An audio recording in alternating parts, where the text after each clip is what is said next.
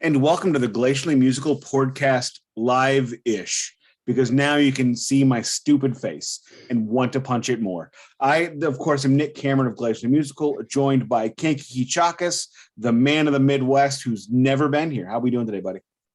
I mean, I've been to the Midwest. I've never been to where your town is. I'm great. Well, then you've never been to the Midwest.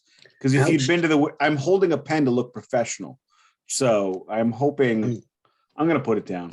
Does Chicago not count as the Midwest? I've also been to Wisconsin and Minneapolis. Okay, with Chicago definitely counts as part of the Midwest. However, the thing about Chicago is Chicago's America's second city. So they're in the Midwest, but they're not of us. They're too big. They're too big to be us. Minneapolis, St. Paul, okay, definitely counts. Everywhere in Wisconsin counts. Did I say it's beer, metal, and vinyl kind of swearing-ish? Now that we are doing YouTube, we're going to swear a little bit less. We should endeavor to swear a little less now that we're going to be putting these on YouTube. Or I will swear in alternate languages that YouTube will not understand. I guess realistically speaking, for that to work, I would have to make them up. YouTube understands other languages. I know, so I'm going to make up Utabe. Work that one out. That is so. Beer check. We'll use Star Wars swears. How about that? Ichuta. Ichuta's good. What's the one from the Book of Boba Fett last week? He slay me. No spoilers. No spoilers. It's one they've used before. It was in Phantom Menace. He called somebody Slimo, which is like a slime. Oh, Shushani Dopat Slamo. Slimo. Exactly. Anakin dropped that one. Anakin dropped that fat one. It comes back. Okay, fair enough. If you don't mind, I'm going to beer check now. Beer check it up, son. It is Hop Slam season. So I have a Hop Slam. Hop Slam is only available for about 1 week a year because it gets bought up like jackholes like myself. See what I did there? I think jackass is okay. Okay, fine. Jackass is like worse myself. Swears than an 8-year-old is probably fair. I imagine your child does not swear, right? Oh no. Okay, so worse swears than I did as a 7 or 8-year-old in New York. We can actually now see the pour if you're watching this on YouTube. Amazeballs. I am actually honoring both my father-in-law with the Hop Slam. This was the first IPA that I ever tasted that I enjoyed. What's going on with that glass? Glass is very interesting. There's a puck stuck in the glass. That is amazing. This was my Father's Day present last year. Oh, my wife, who is crafty like ice is cold, as we discussed, got this for me for Father's Day without knowing that I lusted after one of those glasses. After Keefy gives me his beer check, I'm actually going to tell a story about what happened to me today. We have some semi-matching cans. Green is the color, as you see the environment of the Ghost Cult HQ. This is a Farm Island organic IPA. I have never had this beer before. I thought it was like, oh, that looks interesting. I'll just get it. So I'm not familiar with that one. I think it's just another California beer that they sell here. Trader Joe's once again. I had a Lagunitas earlier today. A Lagunitas Colossus Maximus. You're a fan. Okay, let's going down. Let's see what this is like. Owing to the beautiful hop artwork on the can, you can sort of see, while this light is not washing it out too badly, it is very hoppy, but I don't hate it. This is the hoppiest 10% beer you're ever going to have, but it's the smoothest 10% double IPA because it's brewed with a little bit of honey. This has 4 times the hops as a normal Bell's Brewing IPA, which is why they can only do it for about a week a year. This one is like my father-in-law, my late father-in-law, and I bonded on this one. So I think we would have done him pretty proud today. This weekend, my wife and I are celebrating the end of our 14th year together. The 15th year begins on Tuesday. Don't worry, everything's fine. And I had planned on upgrading my Prius next year from a hybrid to an EV. And so when we left this morning, she told me to drive, and we ended up driving about 45 minutes away to a Nissan dealership where she said, all right, today you get to buy your Leaf. Happy anniversary. And I was like, oh my God. And my response actually was, is this real? Because that is not like her. She and her brother had done a lot of research and she was checking them, and she picked out the Leaf that she felt I would be most likely to drive home in, which is the one I purchased today, actually. And it's a great honor. So I'm using the pint glass that she got me, drinking the beer that her father introduced me to, because I think he would be very happy with us buying an electric vehicle today. That is the kind of guy he was, very much about technology and improving the human race. And so I honor him, I honor her, and thank you everybody for being a part of this. And I'm going to cry, which is very metal. Cheers to your wife. Cheers to your marriage. And word up. Good times. So now to get away from the seriousness, we are now going to start the vinyl check. The vinyl check this week, the rules are different because this is the first week of live-ish videoed checking. So I may have checked these before, but now they are in hand. And so we're not going to hear about anything I have pre-ordered or ordered. You will only hear about what's in my hand. So I'm going to start this off with some Endless Floods, which I believe I mentioned. Endless Floods, Circle of the Gold. What's really cool about this one for me, on the back, they have the title in katakana as well. And being as I read some Japanese, I can tell you that is actually, that's what it says, but it says it doesn't say it in Japanese, it says it in English. Katakana is not Japanese. Katakana is Japanese for foreign words only. While I'm putting this away, pull one out, Keefy. Well, now, I said one out, not it out. I had the occasion to go to the DMV of San Francisco, which is right in the neighborhood of almost Haight-Ashbury. It's near the famed Painted Ladies. It's near it's in the Panhandle neighborhood, right next to Haight-Ashbury. So I found myself back at good old Amoeba Records, maybe my favorite or second favorite record store in the whole country. Definitely my favorite of the two Amoebas in California. I have not been to the new LA Amoeba. I did like the old one very much. We'll see when I get back to LA. Is that who I think? Oh, it is. And it has to be. Is that still Psycho? This is the original actual Suicidal. This is the original Suicidal 1983 repress remastered. I have still Psycho. I have a shittier, older version of this that's crap. I love Suicidal. Anybody who knows me knows that I do love Suicidal. I will tease this. I will tease this. Is that purple? Purple and black, half and half. We don't pull out black. Okay. Oh, it's half. Oh, it's half and half is what I'm trying to say. Oh, that's not black. I apologize. It's well, I mean, it is and it isn't. I'm a humongous Suicidal fan. Probably the highlight of my life has been interviewing that band twice. I love Mike Muir, and I'm often seen wearing my Suicidal flip up trucker hat. But my very first trucker hat was a Suicidal flip up, and just love me some ST. Very cool. Got that vinyl. I don't have them handy to show, but I will say that I was sent a care package from Wise Blood Records. You can check this out in Ghost Cult's The Weekly Ritual News Show this week in the mailbag segment.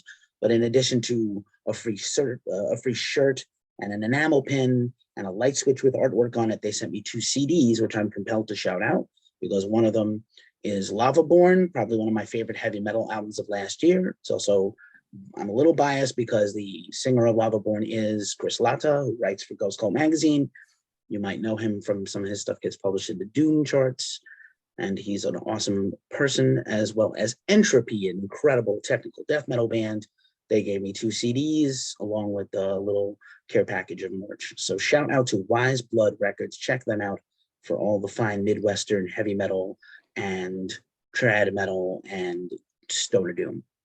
Real quick, if we're shouting out Midwestern metal, I'm going to give a quick shout out to Archangela. Archangela was supposed to have been the opening act for the last show I saw before the pandemic, which was John 5 in November of 2019. And John 5 was delayed by a Midwestern snowstorm. So they ended up playing between bands with a shitty sound system. So that was one of the last CDs I purchased, because I will, as mentioned, even though I'm vinyl only, I will break it at a show. Now I got a twofer for you.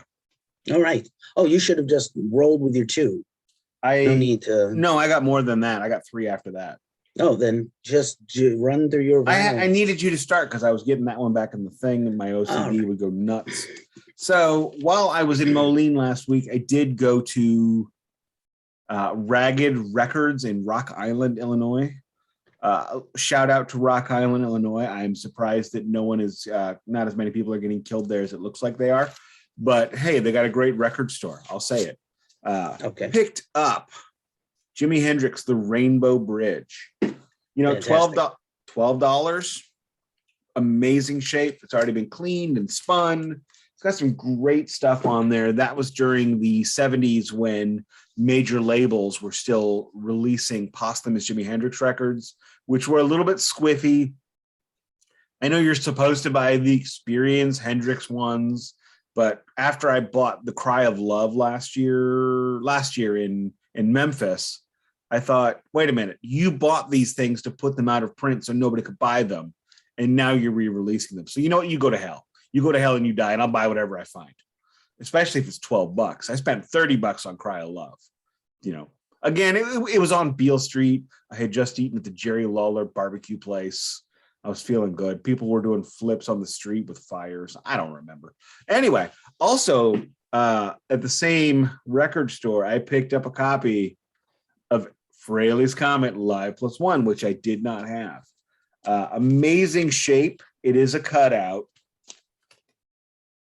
I believe this one's, that's a cutout too. They're both cutouts. But you know what? I don't care. Cutouts, whatever. Don't care.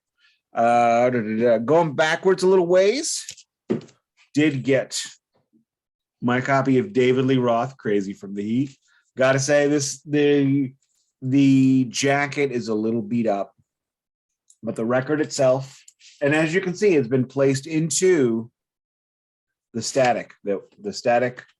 anti-static inner sleeves, as we've talked about in the past, which I actually need to purchase a new package of them. Now, today's mail call came back after a great day.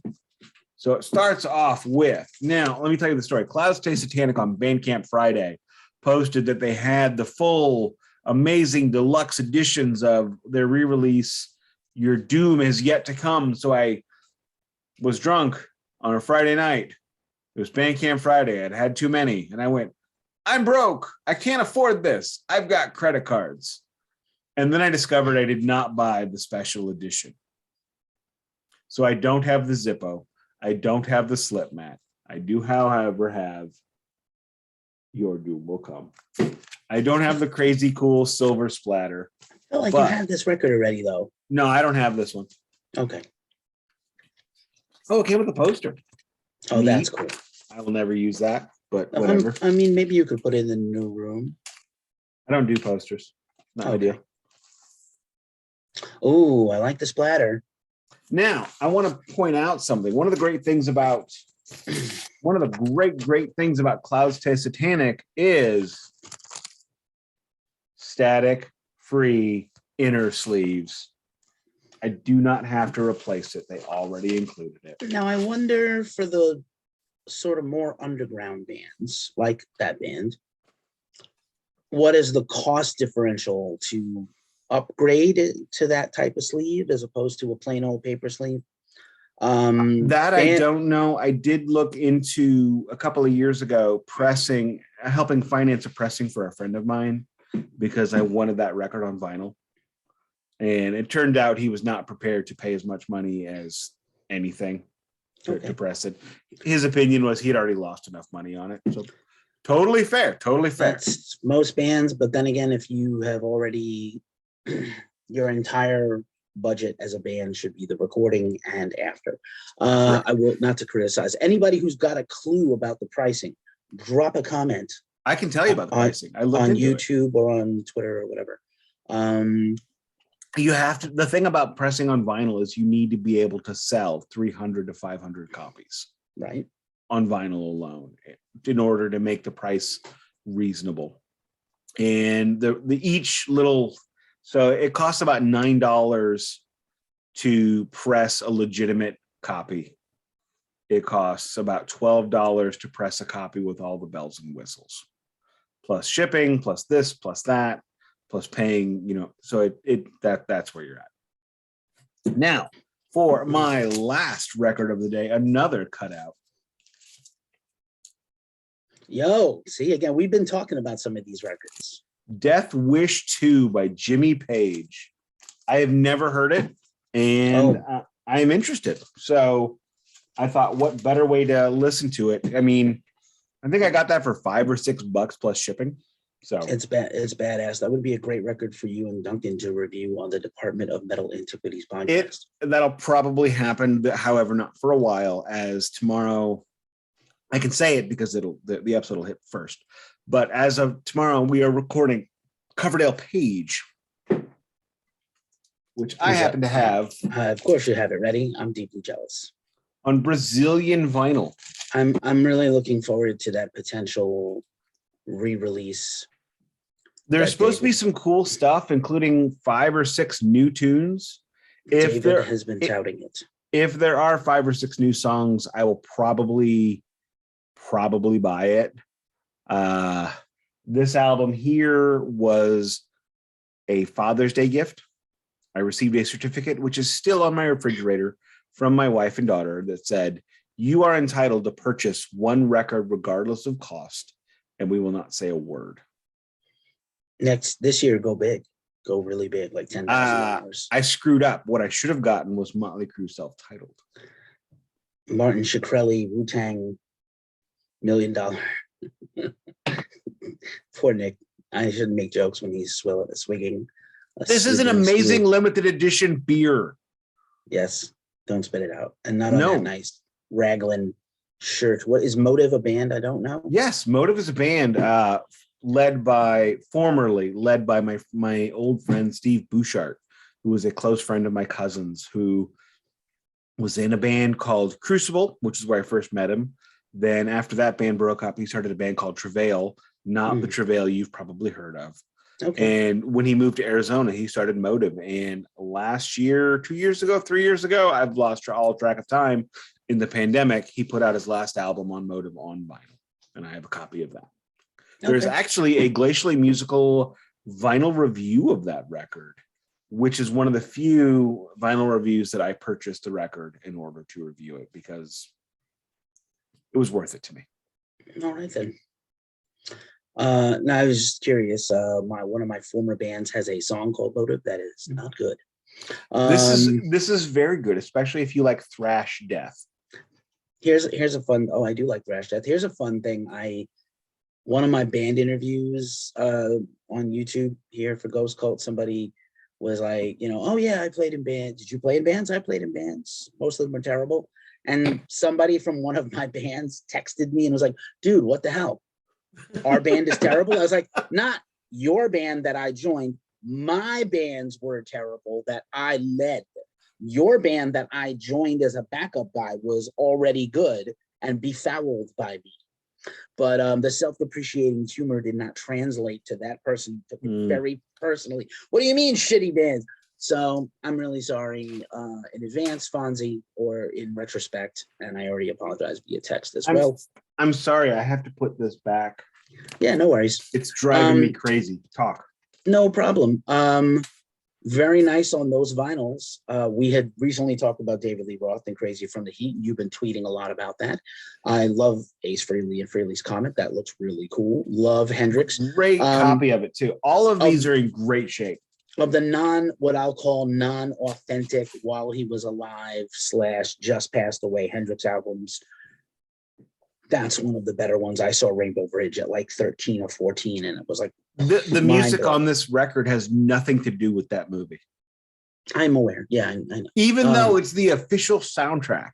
I know. It's the 70s, and I'm They're not on going to cocaine. I'm not going to go on a tirade about Alan Douglas and the estate of Hendrix and things like that. But obviously, Hendrix Essentials, Original 3, Band of Gypsies, Live at Woodstock, later albums from the 90s like the Unplugged Acoustic Blues, the Blues record, and the Unplugged record, both worth owning for sure.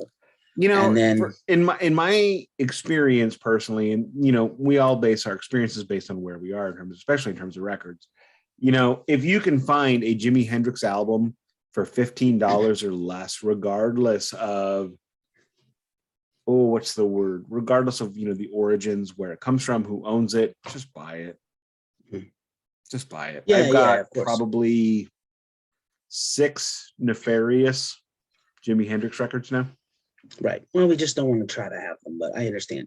I mean, they're all used anyway. It's not like you're buying them new. Yeah, Jimmy's great. And if you buy them used at your local record shop, you're supporting your local record shop. Similar to what's going on with the Prince catalog, as I mentioned, my vinyl check last week was Prince. Did you have anything else this week, or was it just the one? No, that just the one. And like I said, I mentioned the CDs because I just felt compelled to shout out that label. Cool. But I was just going to say I had Prince last week that we are not going to get to see here. But I will say, just like the Prince catalog is being administered, I happen to know by a very reliable, respectable source. I feel like the Hendrix catalog is now in better hands than it's been for a long time. I'm not touching that. Let's move forward. Yeah, what are we talking about this week? So we are beginning a new series, and we concluded the last series, and we had our Chaser episode, which was a lot of fun as we commiserated our commiseration. And now we're starting a new series. We're going to talk about Robert Plant's early solo career, probably we'll call it phase 1 of his solo career. I will say that Robert Plant is definitely not metal. Led Zeppelin is, in my humble opinion, definitely not metal. No. However, it is metal adjacent, the stuff that metalheads love. I mean, we say metal, but realistically, have we exclusively even done metal so far? No. I mean, of course, we're always going to be metalheads, but I think, essentially... Well, being a metalhead is, you can't listen to Circle of Salt and be like, oh, I'm into music. No, you're into metal. That's how we're seen, so whatever. I understand. I think Robert Plant's a really good choice. Nick chose Robert Plant, and I'm pleased that he did. I'm a big fan. Did partly choose this because I have all of these albums on vinyl. I only have today's first one. I only have the first one, just recently acquired in my big vinyl purchase of a few weeks back. I actually found a copy of Pictures at 11 on Japanese vinyl, and I went, no, I've already got it. Oh, poor choices. All right, then. Make better choices. That's what we try to do in life. If you don't mind, let's roll it back for a second, a couple of years before this first record. I think it's important to note because I feel like everything Robert has done ever since the end of Led Zeppelin is not just teed up, obviously, with this first record, but I just think Led Zeppelin ended. I'll summarize now. Led Zeppelin ended, and then this principle guided him the rest of his career so far, which was not to repeat Led Zeppelin at all. He never did. Almost never consciously tried to make a Led Zeppelin-esque song. There's a couple. Even the album with Jimmy Page is not Led Zeppelin, not even close. Not quite the Led Zeppelin playbook on purpose. And that's not a disrespect to anyone else. John Paul Jones has had a varied career with incredibly different styles of things, solo albums that are vastly different, avant-garde albums and collaborative projects like Diamond de Gaulle. Yeah, and of course, real quick, check out that on the Department of Metal Antiquities. Duncan and I checked out The Sporting Life, John Paul Jones and Diamond de Gaulle. Yes. One of us liked it, one of us did not. Yeah, I can guess exactly who did not like it and who did. And then I got, of course, Them Crooked Vultures, which is probably, arguably one of the best things outside of Zeppelin by a Zeppelin member. Man, you want to talk? I would call that a wasted opportunity. Okay, well, we won't today. Fair. We won't go there today. But so Led Zeppelin ends when John Bonham dies. Rest in peace, Bonzo. And they had considered trying to go on without him, but I think ultimately made the Did they? wise I didn't move. know that. Well, they Well, I guess it took 11 months for them to announce from the death the to band was over. yeah. I mean, so I fair. mean, like, I'm sure that sounds blasphemous to a lot of people now. How could they go on without him? But a lot of bands. How many carry on bands without- didn't go? How many bands broke up after a death? Some, not How a, many? not a I lot. can think of one. I mean, This one. Some. Okay. Fair. But Zeppelin also, I mean, if you want to really think about it, they definitely had hit a logical arc and a place to stop as a Well, band. that is We true. can talk about that another time also, because we don't want to diverge too much. But I just think it's worth noting that this album comes out, I don't know, 16 months after 17 months after Zeppelin announces they're done. So Robert, maybe he was going to go solo eventually anyway. Maybe you would have got other projects from the members of the band, or they might have taken a hiatus and then made other records and come back someday. You will never know. Bonzo was not that old. They were not that old when the band ceased. And Robert started at, 19 years old in band. Right. So he was what, 30, 32? I mean, he's really young. I would have to think at that point, though, because Led Zeppelin 1 comes out in what, 68, 69? Yeah, 68. So 68 to 12 years. There's 12 years of Led Zeppelin. So he's 31, 32 at this point. And there were whole years where they were like, he had the car accident, they were off the road. Right. There was like 3 years. There was a 3-year period of nothing. There's periods where they were totally inactive, completely, except for maybe Jimmy. Right. And even Jimmy was, preoccupied with certain things. But I would think that based on the transient careers of the principals, not including the folks that were brought in as a favor, i.e. Robert and Bonzo, but you got John Paul Jones and Jimmy Page, who spent 10 years ahead of Led Zeppelin being basically musical hobos. Whatever train they could catch, they caught. So Jimmy Page described how the West was won as their creative zenith. It was definitely the zenith of their popularity, the crescendo of everything that is Led Zeppelin via classic rock radio. And however you feel on that, whatever, I could see where even if Bonzo hadn't died, they do that tour and they probably take a break, especially when you consider how bad of a way Jimmy Page was in at that point. He was in rough shape. They were all in rough shape. Robert was in rough shape just personally. He'd been suffered a lot of losses. His son had died just a few years earlier, and he still has not gotten over it to this day. And how would you get over the death of a child? You wouldn't. So I will not explain deeply, but there is an incident in my life, in my child's very early life, that I cannot let go of. She was fine. Everything's fine. No hospitalization. Everything's fine. But there are times when my brain gets stuck on that. So if she had died from that moment, I don't know. I mean, I probably wouldn't be here. The fact that Robert Plant has continued and has made it this far is pretty amazing to me. Yeah. So the band is done. And Robert at some point decides like, oh, I think I'm going to go, maybe I'll do a solo album. I'm not sure. I don't know how I feel. I definitely don't. I'm going to get pigeonholed. Led Zeppelin was such a singular, gigantic band. What's the next step forward? And he consulted with his very successful and hit-making close friend, Phil Collins. Phil Collins is partially responsible for the beginning of Robert Plant's solo career because, one, he convinced him to do an album, and two, he was like, not only do I believe that you can do this, Robert was like, I don't know if I can do this. Would you come help me? He's like, I'll help you write the songs and I'll play drums on the album and I'll co-produce the albums with you. Yeah. Can we just say that Phil Collins and Robert Plant are on both of the records we're talking about today? Yes. And Phil's on most of them, most of the tracks. And also this is at the start of Phil's ginormous solo career.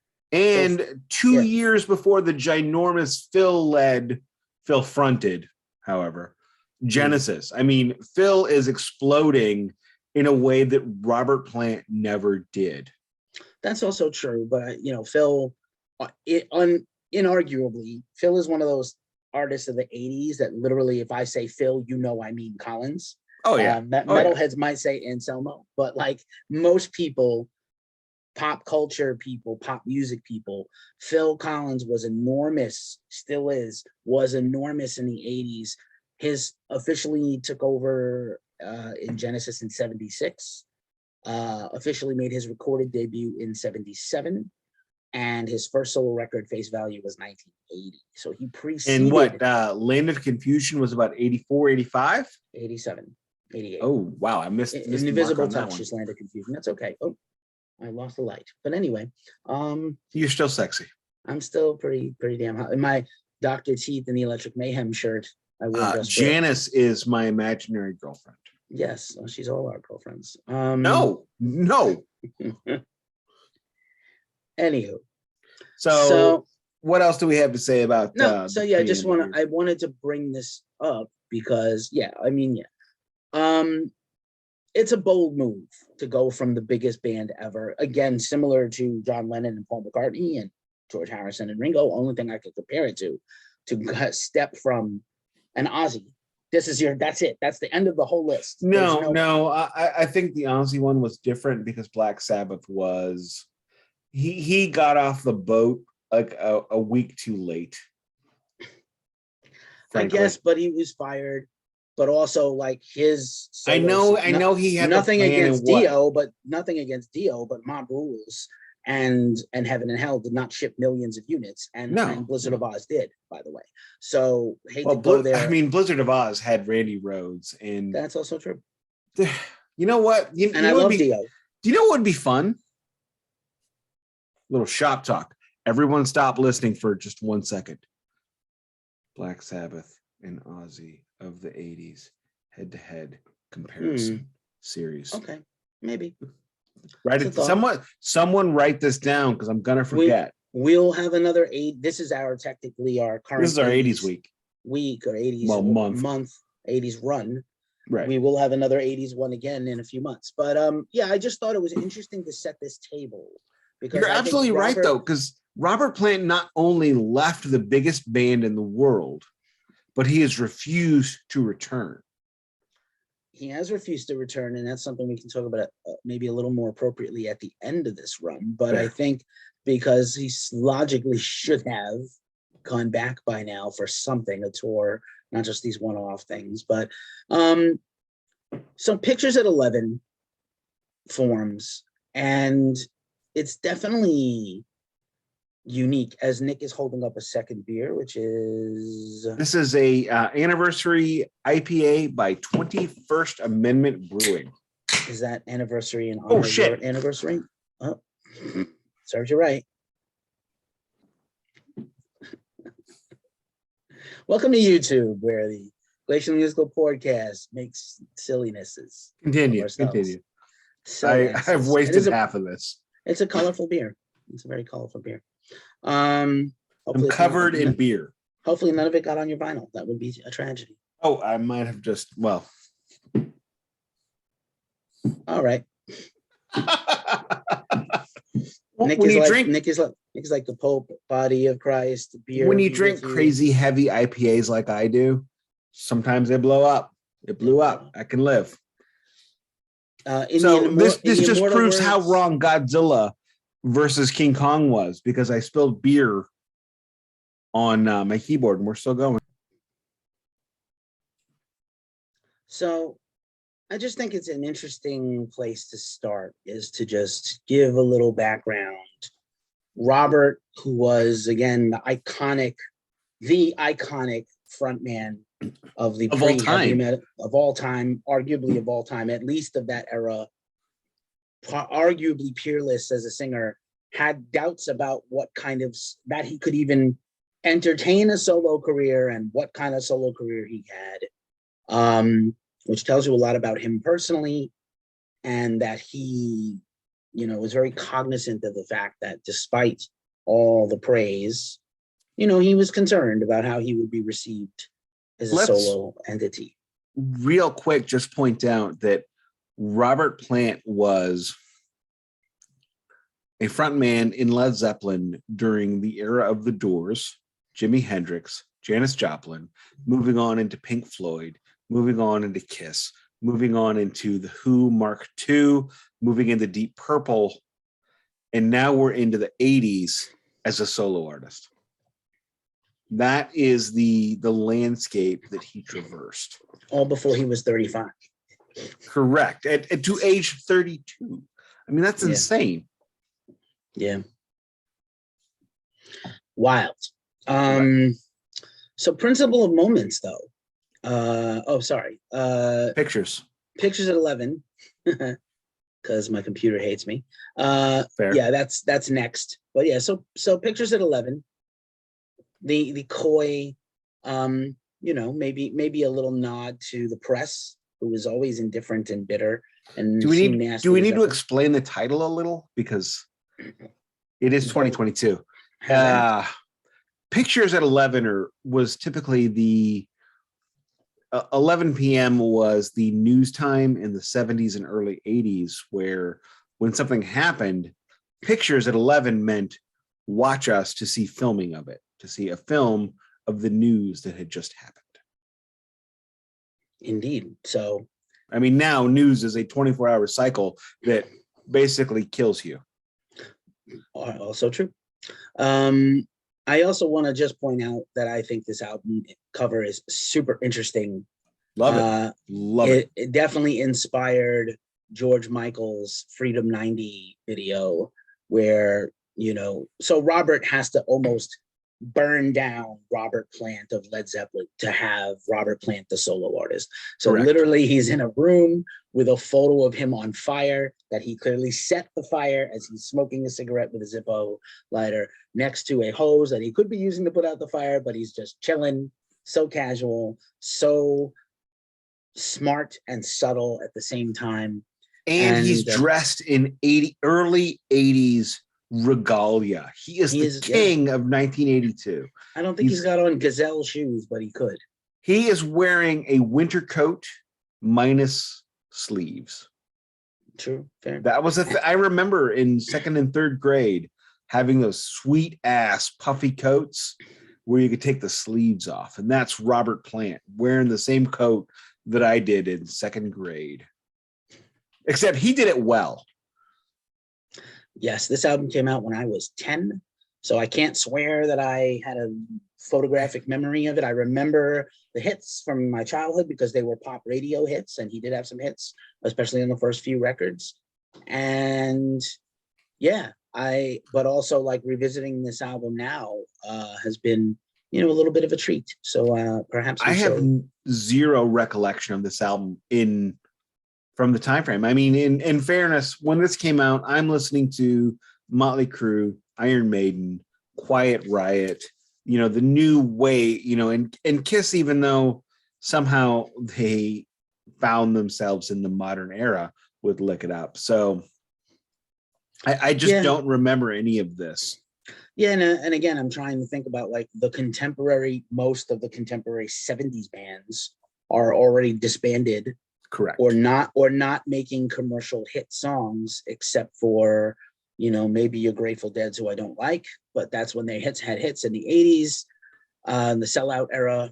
And well, I think a lot of people forget that once the decade turns, public taste always changes. It's not literally, it's just a thing that happens. And again, the 80s belongs to, as much as I love thrash metal, as much as I love heavy metal, as much as I love hardcore, as much as I love death metal, the 80s in a cultural sense really belongs to the pop star and really belongs to pop radio in a way that it didn't so much in the 70s, definitely did in the 60s.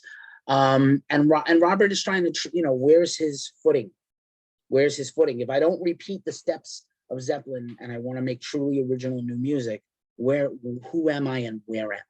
And so I think this album attempts to answer those questions interestingly. And So with that out of the way, and this album is on Swan Song, which is the Led Zeppelin sub-label under Atlantic. The only Led Zeppelin album, or the only Robert Plant album on Swan Song. I think it's the only, except for one other band, it's the only, well, I mean, maybe Pagey's records are Swan Song records, but like most of the Zeppelin related adjunct things are not Swan Song. Stop being the label basically for a while. He's going to pull his out. Oh, Death Wish 2. Yeah, of course. Anywho, and I was actually, I only learned that today. I was very surprised, actually. That's really cool. Yeah, well, you know, Jimmy can do whatever Jimmy wants to do. Correct. He's Jimmy fucking Page. He's Jimmy fucking Page. So that being said, shall we dispense with the pleasantries and run through the track listing of the album? Last thing I'm going to say is this album did go platinum. You know, we're not talking about the 5 times platinum that a Led Zeppelin record would have gone at this point in time. But how many a platinum record is a successful record in any era at any time, forever and ever. Amen. I mean, yeah. How many solo artists go platinum after being in a band, in a significant major band? There's a chance that some of this, you know, there's definitely the fascination, you know, quotient has to get filled. Like fans of Zeppelin are like, this is the first thing from a Led Zeppelin person. I must have it. The Firm doesn't come out for a few more years. Jonesy was on the low, you know, on the down. Check out the Firm on the Department of Metal Antiquities. Yeah, the Firm for real. Radioactive. Anyway, No. Anywho, I have it on vinyl. I have them both on vinyl because I'm a turd.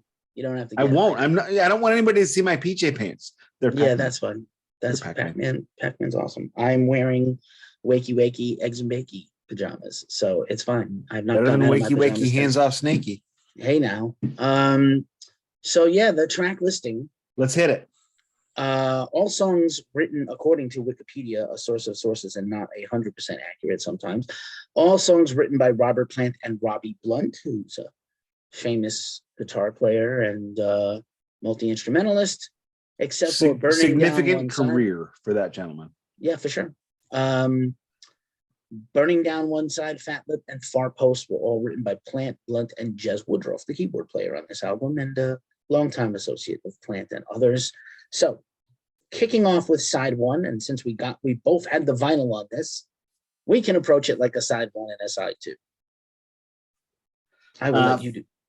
For me, this track is a great example of what Robert Plant has become in 1982. We're a few months out, about a year, I guess about 3 years out at this point from the last Led Zeppelin record, which was In Through the Outdoor, if memory serves. Yell at me if I'm wrong. I'm right. Yay. And this is very reminiscent of the Presence, In Through the Outdoor, the Coda. It's Led Zeppelin, but it's not. It's very bluesy. However, he's got a foot in the 70s and a foot in the 80s.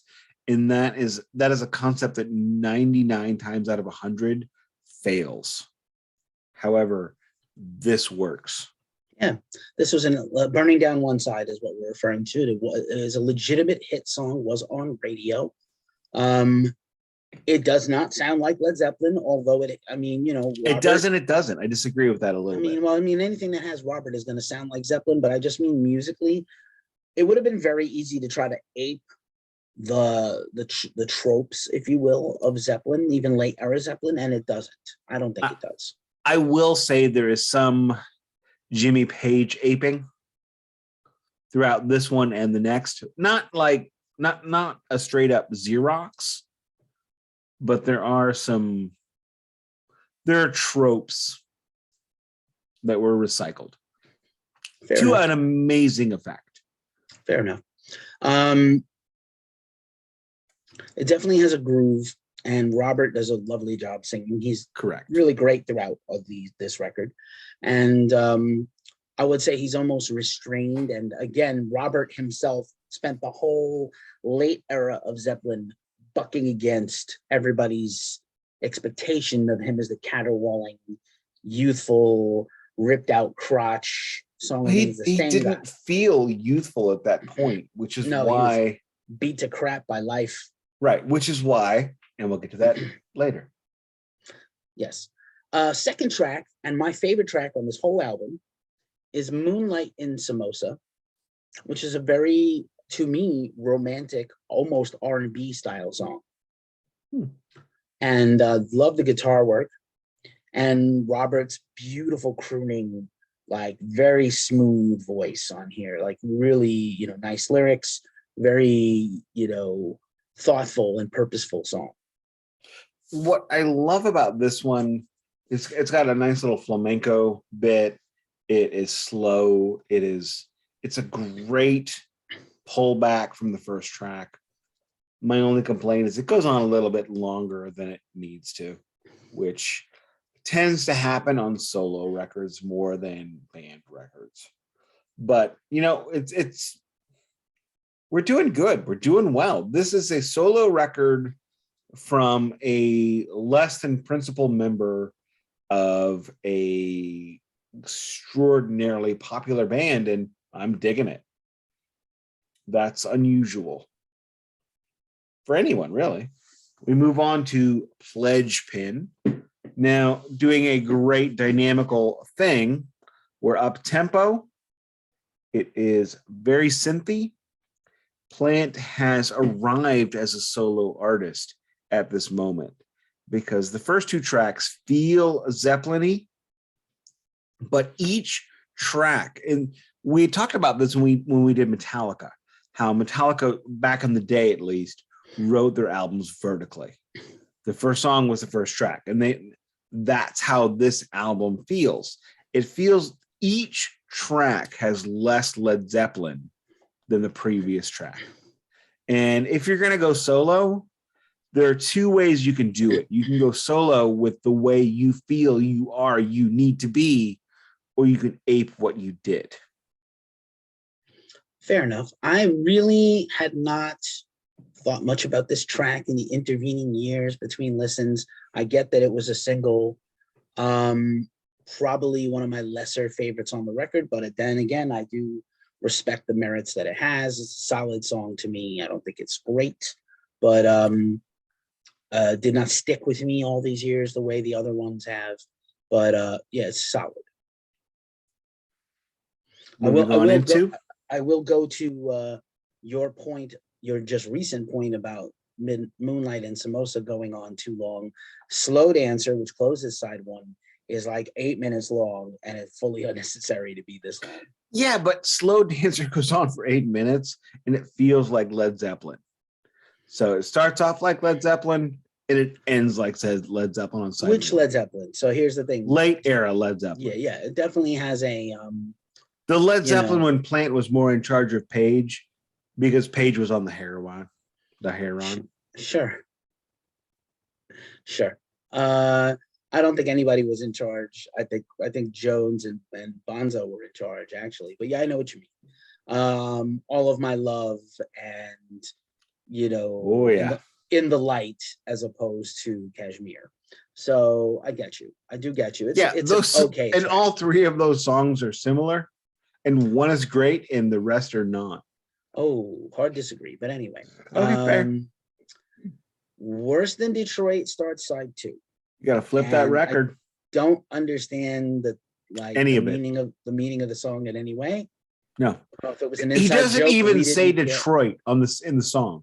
It's not. Yeah, it's a joke. It's some kind of punchline to a joke we'll never know. When did Kentucky Fried Movie come out? Oh Jesus, I don't know. Hang on. It's not worth looking up, but you're going to. Siri, when did Kentucky Fried Movie come out? Oh, 1977. I like your Darth Vader phone case, though. Oh. Very cool. Not a memorable song to me. Decent. Not really. No, I mean it's weird. It's sweet as honey, and then the next song starts. That is also the first line in the first 10 seconds of the song. So yeah, for sure. Now, this next track I like quite a bit. Fat Lip. I'm not sure if it was a single. I think the first record only has the two, but this could have been a single. This is actually, it's 5 minutes, but it's not too, doesn't feel like it overstays. A solid song. None of these songs really rock. I would not necessarily call this a rock record. No, it's a synth pop record. Like not quite new wave though. I want to make the distinction. It's semi-wave. It's not post. It's middle wave. It's middle wave. It's not post punk. It is not like a mod new wave. No. It is not Adam and the Ants. It's like its own thing. It's like a pop rock record with it's like Jimmy Pop said in the Bloodhound Gang tune. Not older, new, but middle school, 5th grade, like junior high. Okay. And that's what this is. It's middle wave. It's not old wave. It's not new wave. It's somewhere. It's as you put it, it's its own thing that never became a thing. Yeah, it's Robert trying to find his new identity. And I like Fat Lip. I'm going to say that this is one of my more favorite tracks on this album. When this one came on for me today, because I've listened to this 3 times this week, and today was the first day I took notes, but the thing about this album and the next album is these don't feel like individual tracks to me. And I mean, I know I've gone over and over and over and on and on and on about how I listen to an album as an album and not a series of songs. But these albums do not feel like songs. They feel like one moment, maybe 2 moments, one side.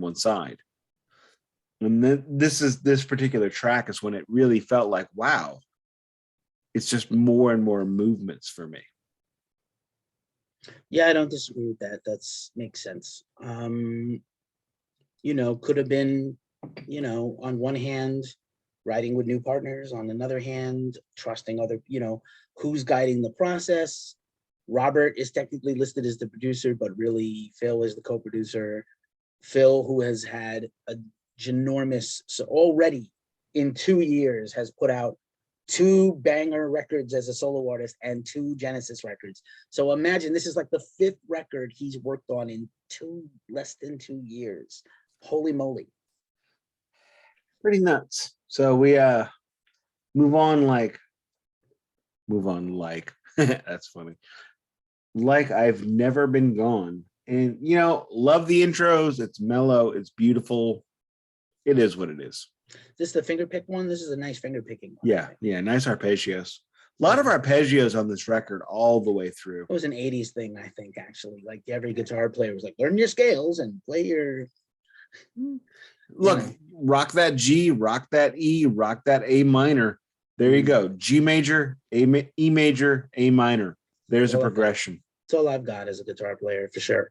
Solid song, not spectacular. Once again, correct. Just decent. And then when you get to every record in the world, except for like Dark Side of the Moon or The Wall or Injustice for All, you get to the middle of each sign, it gets a little squiffy. That's where you hide them. Before we get to the end here, I did want to mention that besides Phil on this album, Cozy Powell is the other drummer. Rest in peace. Amazing. Rest in peace and power, Cozy Powell, one of the greatest drummers ever. What else can be said? Guy's incredible. Played with everybody. Beck. And do you have one there? Is he on there? No. I'm just putting it away because you're talking, and then you pointed it out. All right then. Can't throw this away because there's stuff on there. So I understand. So yeah, Cozy Powell's on here. Again, we mentioned Robbie Blunt, Jez Woodruff, Paul Martinez on bass, and we skipped over on Pledge Pin because again, it's not a remarkable track to me. But the saxophone solo, the sax solo on track 3 is by Ralph Ravenscroft, who is like 6 degrees of Pink Floyd separation because he toured with them at certain points, and he also was like the alternate to Mel Collins, who's the most wait, which one is Power Mullet? I have no idea what that means. Watch. Oh my God. Watch Delicate Sound of Thunder live on YouTube. Okay. And you'll know.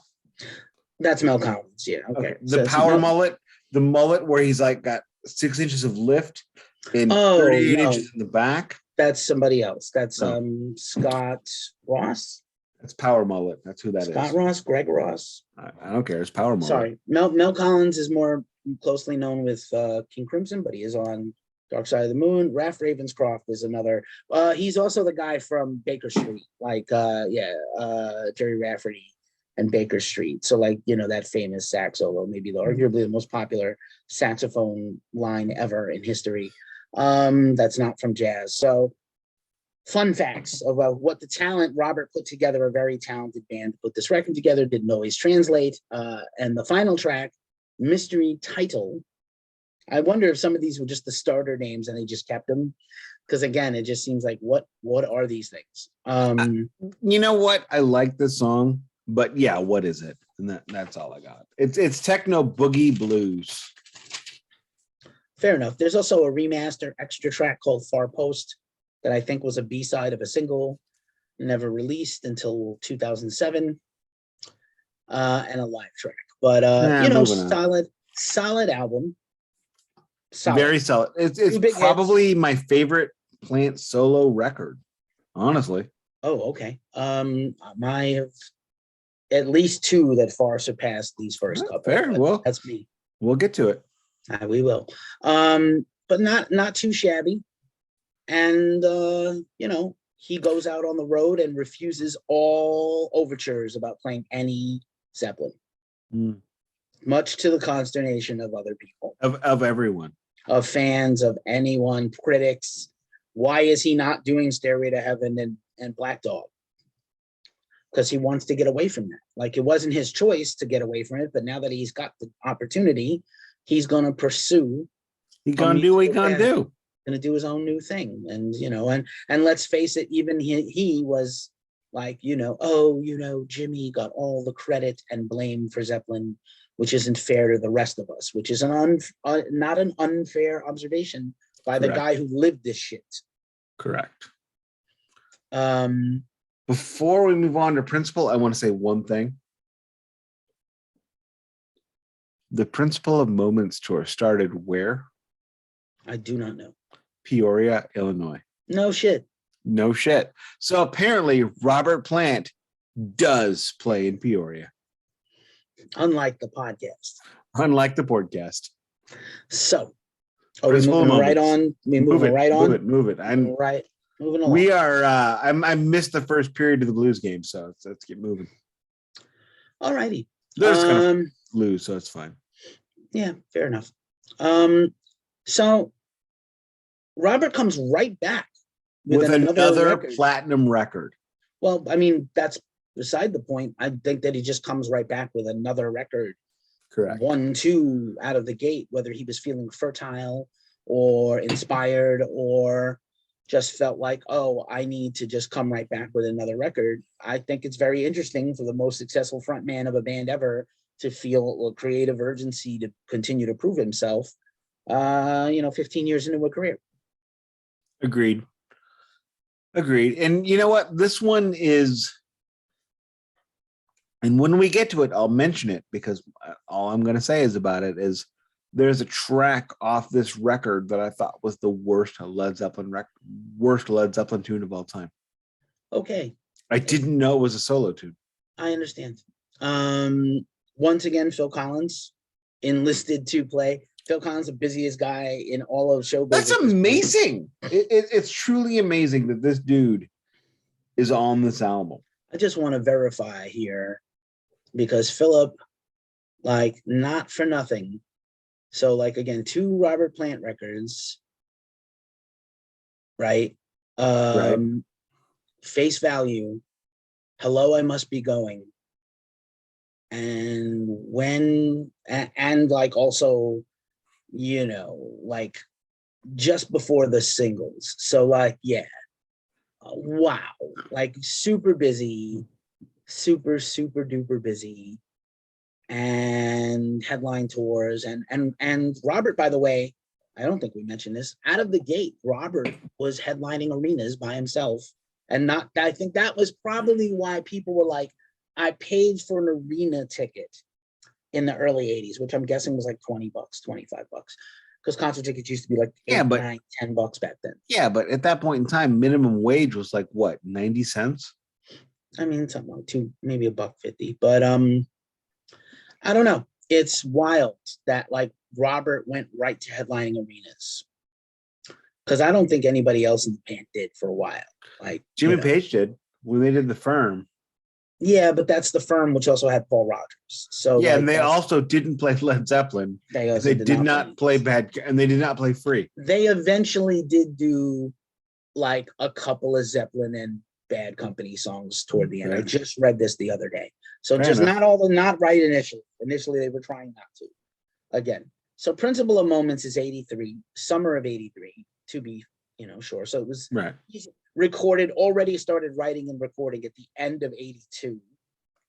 Well, the Principle of Moments tour was about 10 weeks, August to October. Principle of Moments or the first one? Principle. Okay. So it makes me think that the Pictures tour was not exactly a Led Zeppelin style tour. Sure. I think at this point, Robert Plant is seeing himself more as a Bob Dylan type rather than a Robert Plant type. He'd like to be, yeah. He'd like to go back to that dialect. I mean, forever. He would like to dial that clock back to, early before Zeppelin and Robert. Right. And that's a whole interesting other conversation we can start. We may go 5 episodes just so we can talk about Robert Plant as a human. All right. I don't know about that, but maybe. I don't know either. I'm saying it now. You have to. Okay. Fair. When you put out into the universe, then it has to become so. So officially, he has a top 40 hit with a single before this album ever comes out, with the unfortunately titled Big Log. For a guy trying to get away from the cock rock preening and prancing, as Nick is frowning, everyone on YouTube will see Big Log. Poorly everything. No. You know what? I'm going to get my pen. I'm going to cross out my notes. Okay. All right. Jeez. My notes were very sparse there. I mean, it's fine. Okay. So anyway, yeah. Yeah, interesting stuff.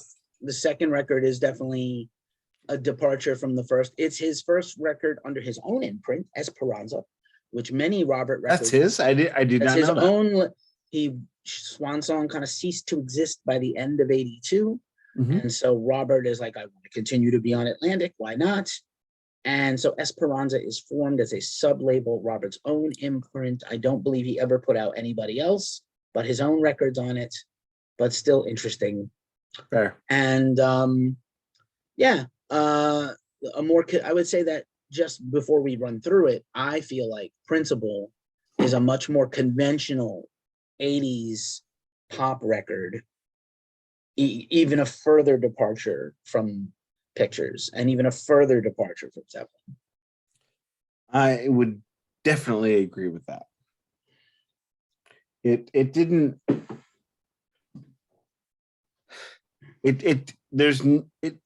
Except for one track, which is track 2, it doesn't sound like Zeppelin. It doesn't feel like Zeppelin.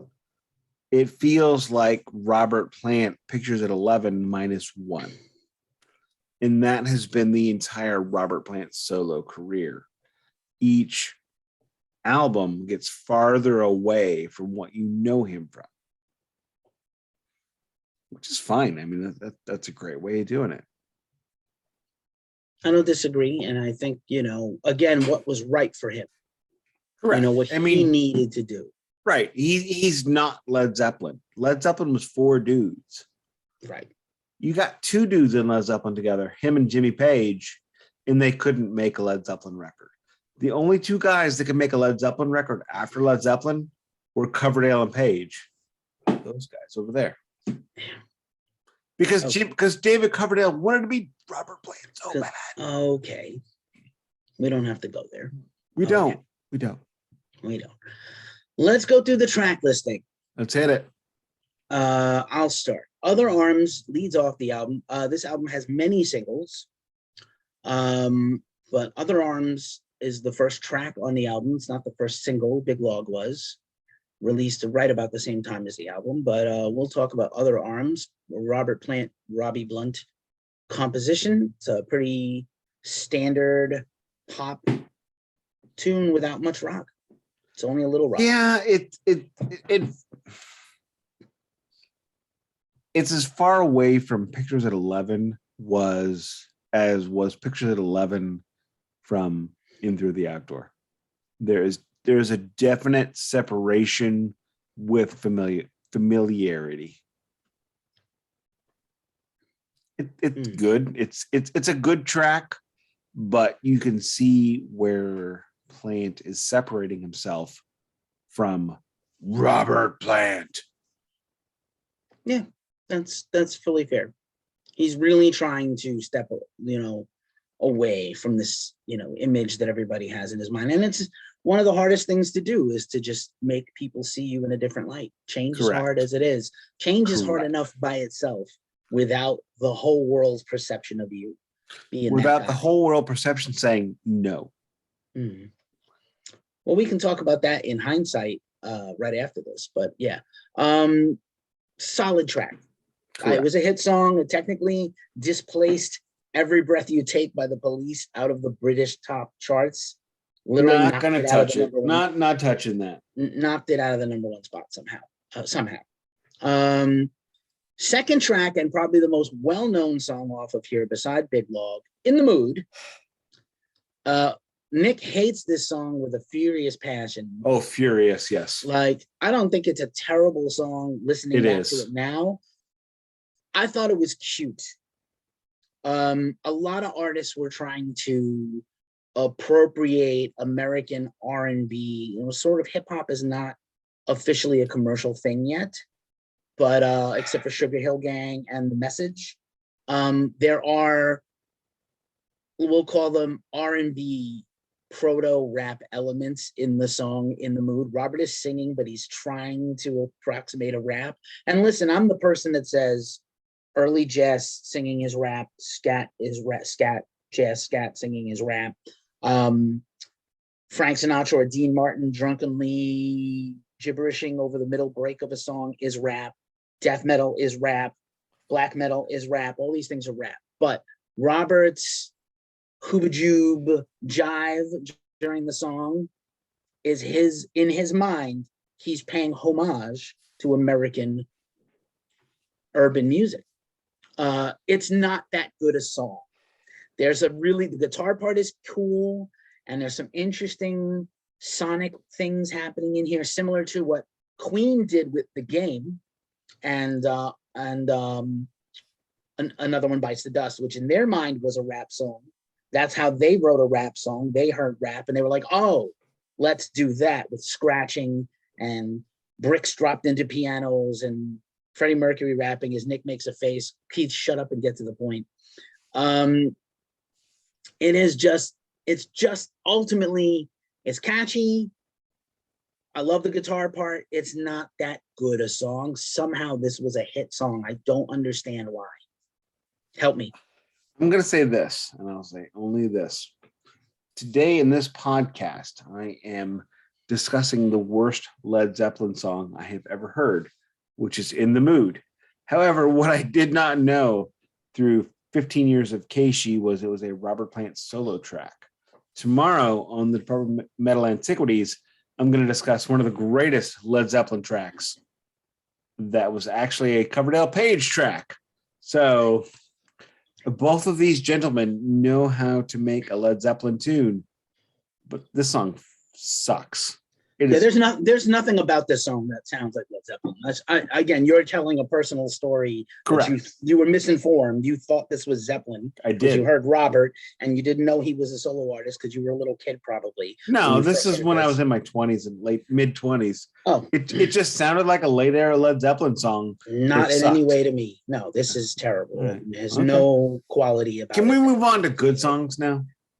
Well, yes. You had your minute, so I had more than a minute. Yeah, you had like 4. Moving on. Why don't you take over with the next couple? Now we are on to messing with the Mekong, Mahon, I don't know, The font on the back of this record is weird. And, how does one describe this track? The song, the sound, it's got that thick, throaty, like bassy chord sound. And it's another movement in the record. And that's one of the things that Robert Plant does better than probably 80 to 90% of most musicians is he makes albums. He makes full albums full of movements. And that's what I took away from this particular track. Yep, a solid, good track. Certainly a bounce back from Terrible in the Mood. Oh God, that song is awful. It's a step up.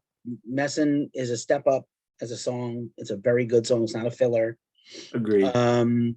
This is a Plant, Blunt, and Martinez. I think Paul's the bassist on this. And again, Phil is on drums on more than half of this. There's 8 songs. Phil's on drums on 5 of these tracks.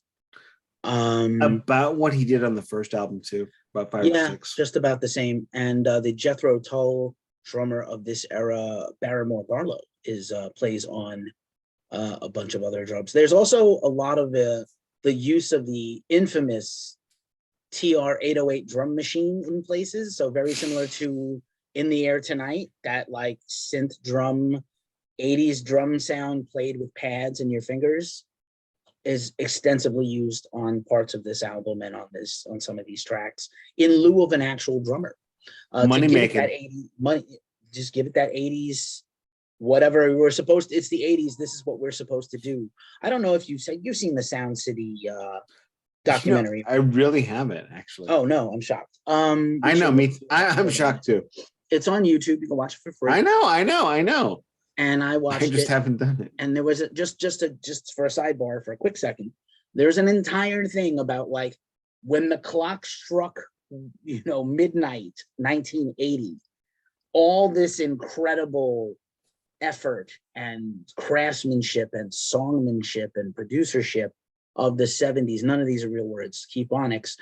These things about like Nev consoles and room miking and all these things that years were spent putting into to make the best records you have ever heard in your life went out the window, and all the gear companies started to like, it's the 80s. You got to have computers and digital and MIDI and all these things. So it's interesting. It's interesting that we're exploring these early 80s records now, and they definitely are going away from that 70s sound. Not just because the artist wanted to get away from his own 70s sound, but albums don't sound anymore. They sound very of that era. The funny thing about the 808, which not many of them were made, and they were originally created in order to create the standard drum sound, but it sucked for that. So all the rapper guys started picking them up. And, as Adrock put it on Hello Nasty, nothing sounds like an 808. Money making. Yeah, fair enough. And also like the drum sound of an 808, I'm almost certain is Jim Kentner from Jefferson Starship or Airplane. Like he played the samples on a traditional dry mic drum kit. So like, I hate that 70s sound. I need like an 80s sound. Get me an 808. It's like the most 60s, 70s dude ever to play drums, and literally played military drums with like one hand, the hand grip 1 and the hand grip 2. No one can see me on the podcast, but you know what I'm saying. Military style grip. Anywho, Diverge. Track 4, closing out side 1. I did not listen to this on vinyl. You did, but Reckless. I did not. I thought you did. Reckless Love. I was downstairs when it was on. Okay. Reckless Love. Reckless Love is number 4 and closes out side 1. Another solid one. I wonder, Robert is such a huge fan of late 50s, early rock and roll, rockabilly, and even sort of proto garage rock, the Steven Van Zandt radio playlist of stuff, that I wonder if the Reckless and Reckless Love is not a nod to Reckless Eric. I'd go the whole wide world, Reckless Eric. I wonder if this is not an homage to him in the title, because Robert loves that dude and he loves that era of artists. The purity of the writing and stuff. Good track, not, a little long for me at over 5 minutes, but good track.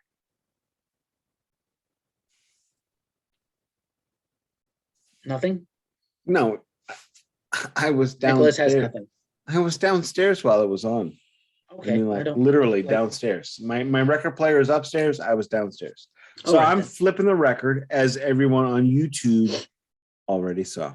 Flipping the record onto Through with the two-step. And we haven't mentioned this, but Robert Plant's lyrical titles are really ridiculous. And, you know, much like the predecessor record on this one, you know, Pictures at 11, each track is a movement of an entire whole. And which is very much a Led Zeppelin concept. When you look back at 1, 2, 3, 4 Houses of the Holy, each track bled into the next. And even though there were a lot of similarities on those songs, they felt like just a part of the whole. You know, I think there's a pretentiousness that comes with the Zeppelin mystique or whatever. And none of these, for better or worse, none of these titles are as pretentious as most Led Zeppelin song Agreed. titles. They're not trying to be bigger than life. He's trying to bring it back down to a street guy level, because at his heart, he's trying to be Robert Plant, not Robert Plant of Led Zeppelin. Right, as we've said. And this is going to guide his whole solo career. So Through with the two-step, I can only know what it means to me. But, most of Robert's songs are about love and life and philosophy and things. This is yet probably another romance thing, or lack thereof, or failure of. Another semi-lengthy song for the early 80s, another over 5-minute track. Not super memorable, but all right, decent. Horizontal Departure, same. And a full band composition here: Plant, Blunt, Martinez, and Woodruff. Stranger Here, Then Over There again. What is this goofiness going on? What is he going on about? We have definitely reached a new level, or just a new part of the Robert Plant experience. And each song is farther away from Led Zeppelin than its previous track. Until this next one. And then the obligatory sort of sounds finally, Big Log? 16 songs into his solo career, the 16th or 17th song, if you count the bonus track that no one ever heard. Big Log is the closest thing to a Led Zeppelin-y song by Plant until about 5 more years from now.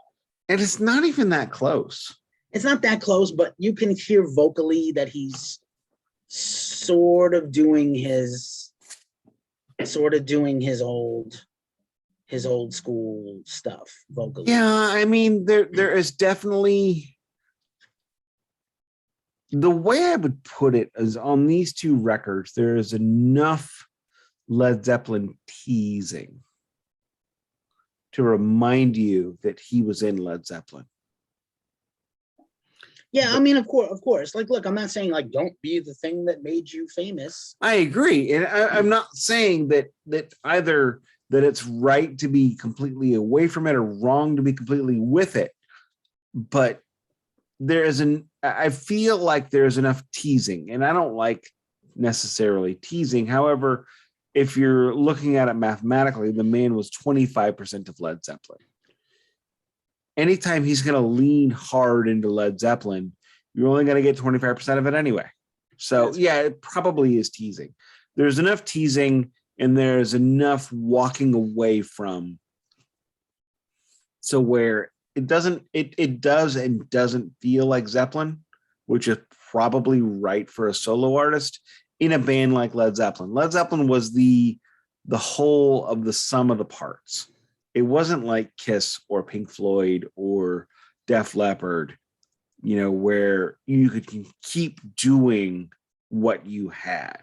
Yeah. You could not do Led Zeppelin without all four dudes. He's trying to paint with a different palette for the first time. Correct. Probably in his whole career, that he's never tried before. So of course, sometimes you're going to do the familiar, and a song that's a little more rock and blues. And Big Log is a rock song Correct. So of course, when you have guitars and riffs and licks and a solo, maybe Robert's head just tells him, Rob, do the Robert now, do the Zeppelin Robert now. And that shit. Shake those hips, unbutton your shirt, spread it wide, let everybody see that breast, that sexy ass breastbone.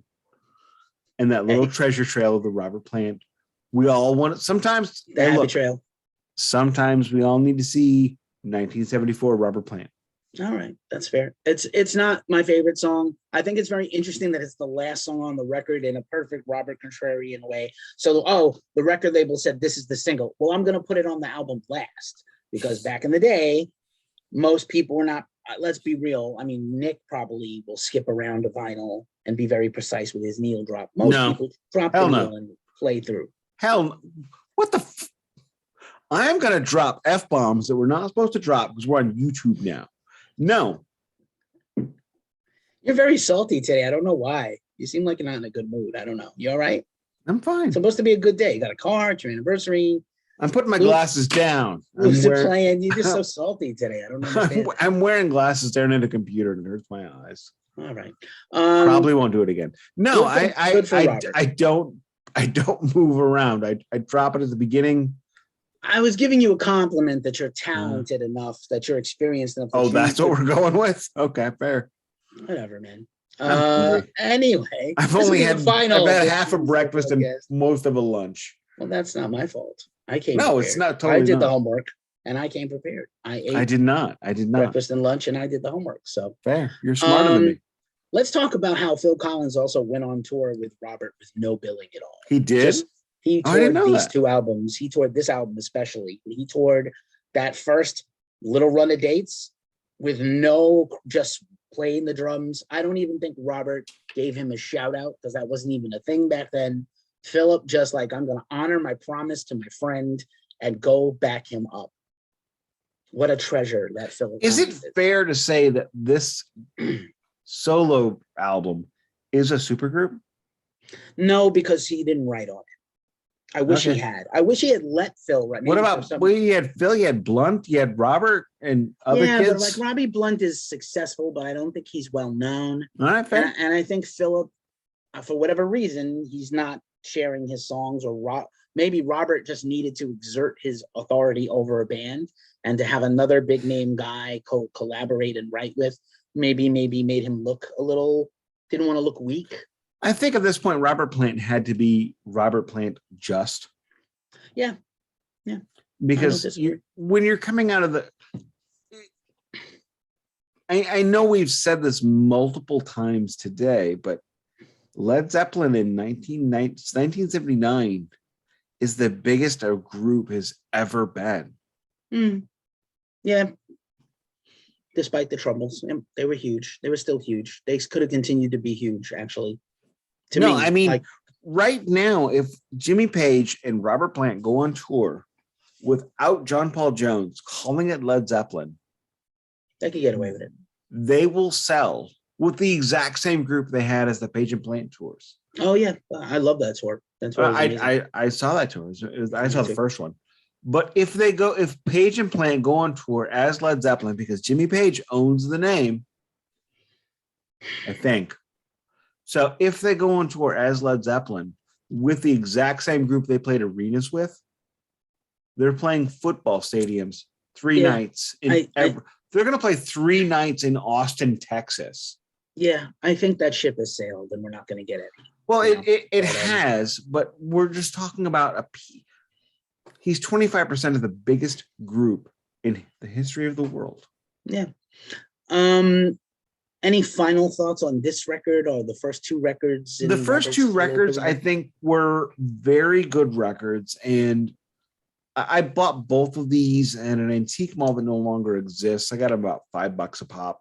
I will actually be listening to the entire run of the Robert Plant series on vinyl, which that's a big flex for me. Well, maybe that's what I do. Maybe next week you'll actually listen to the record when you're supposed I listened to the records 3 times. Nick, who swore to me off air, he was not going to yell at me since we were going over to YouTube, but he cannot honor the promise. It's fine. I still love you. I'm not honorable. And You are a scoundrel. I like nice men.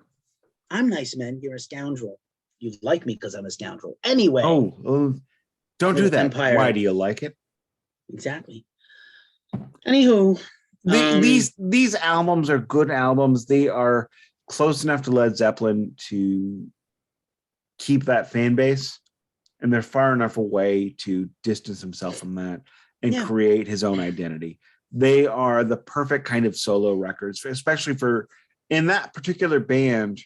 Each member literally was 25% of the sound, and that I just think it's interesting that like I do it out of like love, and I'm not resentful. I love Led Zeppelin. I appreciate Robert. I don't fully love everything he's been doing his whole career. I'm not a huge fan. I respect and like these records with Alison Krauss and Band of Joy was a good record, but it's just not my jam. So I respect the albums and I like the music, and I honor that the music is quality. It's just not what I'm. No, I completely get that. I'd much rather have something else from him that he's not interested in doing. So I'm not going to sulk.